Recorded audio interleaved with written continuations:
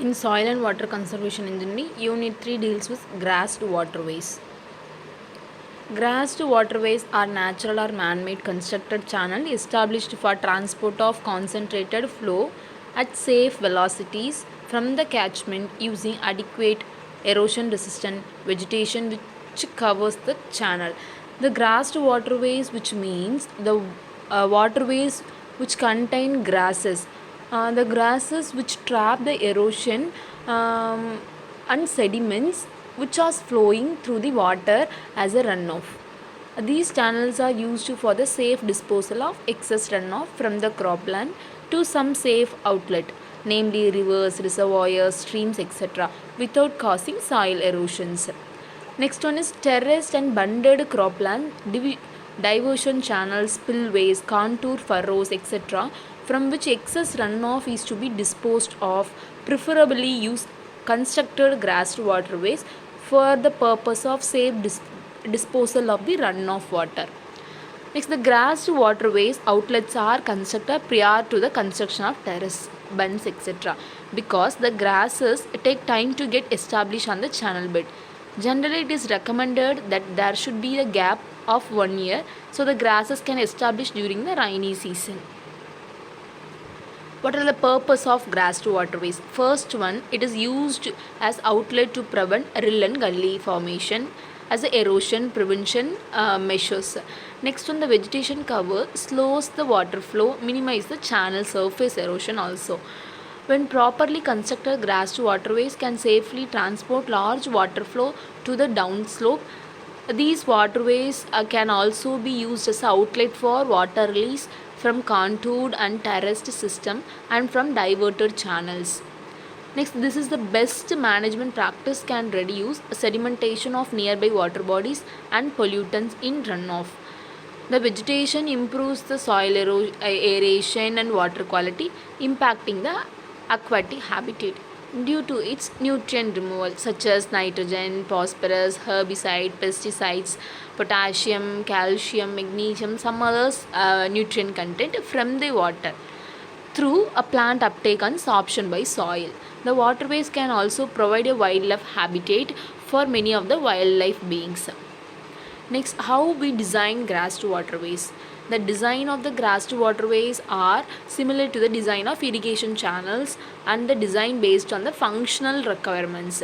Next, generally these waterways are designed for carrying the maximum runoff of 10 years recurrence interval period. The rational formula is invariably used to determine the peak runoff rate. The waterways can be shorter in length or sometimes can be even very long. For shorter length, the estimated low at a waterways outlets forms the design criteria, and for longer length a variable capacity waterways is designed to account for the changing drainage areas. In design consideration, first we deals with the size of waterways. The size of waterways depends upon the expected runoff. A 10-year recurrence interval is used to calculate the maximum expected runoff to the waterways. The waterway is to be given greater cross-section area towards the outlet as the amount of water gradually increase towards the outlet. Next, the cross-section area is calculated using the formula. Actually, we know area is equal to how much amount of runoff divided by velocity of the flow. That's why A is equal to Q by V. A, which means cross-section area of the channel, Q expected maximum runoff, and V deals with velocity of flow. Next, shape of waterway. Shape of waterway depends upon the field conditions and type of construction equipments used. And the three common shapes adopted are trapezoidal, triangle, and parabolic shape. In course of time, due to flow of water and sediment deposition, the waterways assume an interval shape nearing the parabolic shape. If the farm machinery has crossed the waterways, parabolic shape or trapezoidal shape with very flat side slopes are preferred. Next one, channel flow velocity. The velocity of the flow in the grassed waterways is dependent on the condition of the vegetation and the soil erodibility. It is recommended to have a uniform cover of vegetation over the channel surface to ensure channel stability and smooth flow. Next on the velocity of the flow through the grassed waterways depends upon the ability of the vegetation in the channel to resist erosion.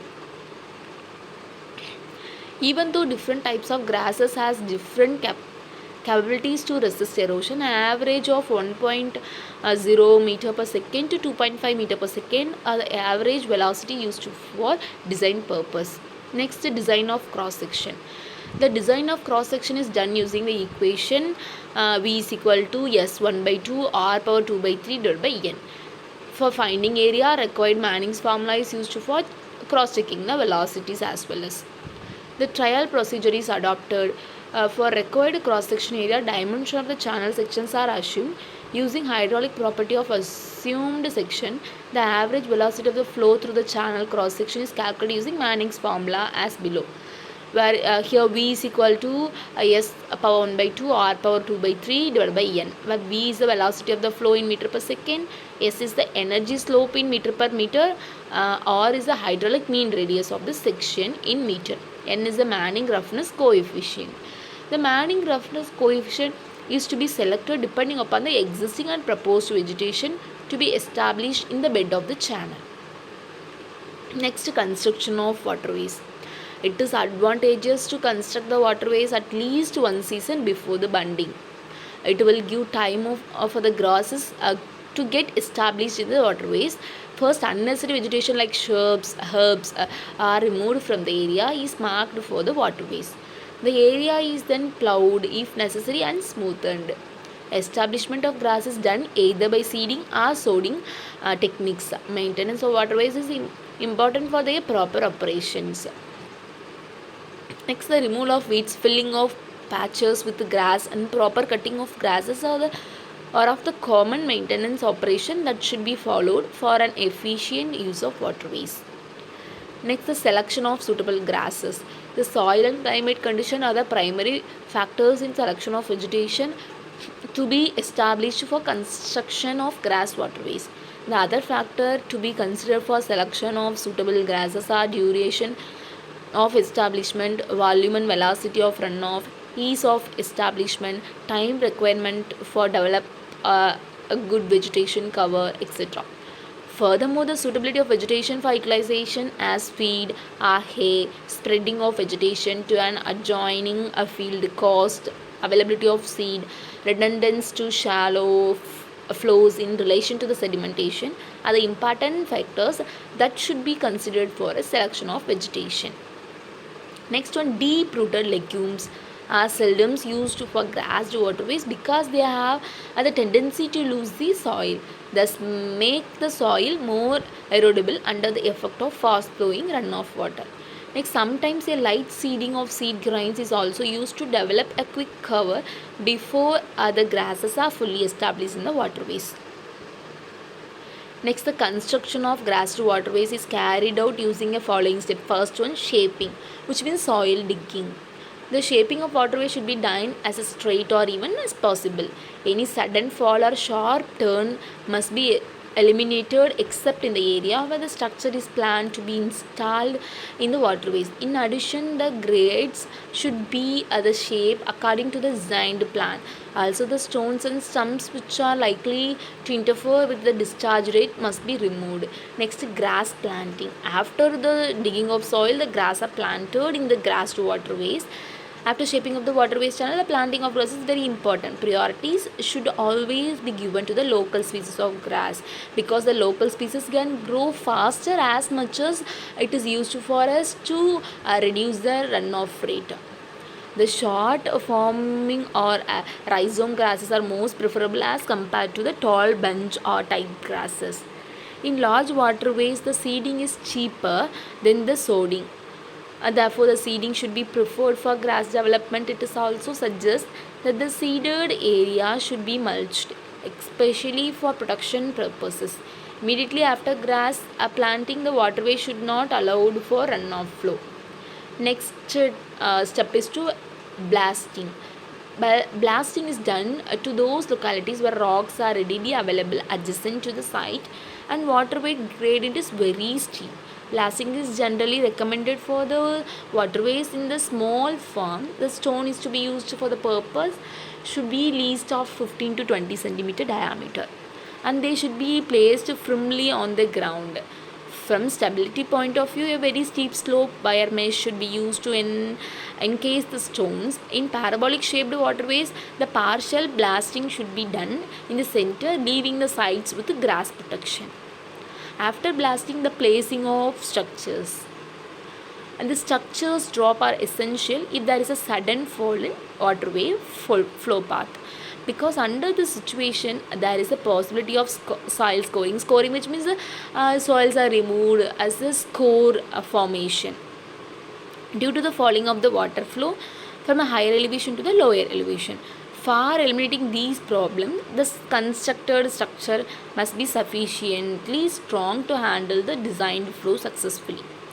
As a precautionary measure, care should be taken to see that the water must not flow from the below or around the structure, but to the top of the structure.